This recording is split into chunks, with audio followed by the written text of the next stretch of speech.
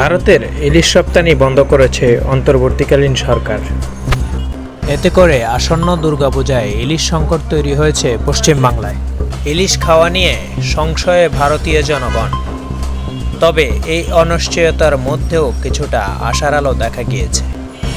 Fish importer association নামে একটি ভারতীয় রপ্তানি প্রতিষ্ঠান ইলিশ রপ্তানির জন্য আবেদন জানিয়েছে বাংলাদেশ সরকারের পররাষ্ট্র উপদেষ্টা তৌহিদ হোসেনের কাছে। পশ্চিম বাংলার পাশাপাশি ত্রিপুরা ও আসামে যায় বাংলাদেশের ইলিশ। ওপার বাংলার মানুষ বাংলাদেশের ইলিশের জন্য মুখিয়ে থাকেন, আর বাংলাদেশের ইলিশ হলে পূজায় একেবারে জমে যায়। গত বছরও 1300 মেট্রিক টন ইলিশ এসেছিল বাংলাদেশ থেকে। তবে এবার কতটা ইলিশ আসবে, আদৌ আসবে কিনা তা নিয়ে এখনও কোনো নিশ্চয়তা মেলেনি।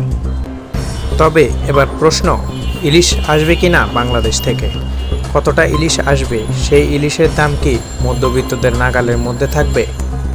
পূজার আগে আসবে নাকি তার দিনেরও কোনো পরিবর্তন হবে? এসব প্রশ্নের উত্তর মেলেনি।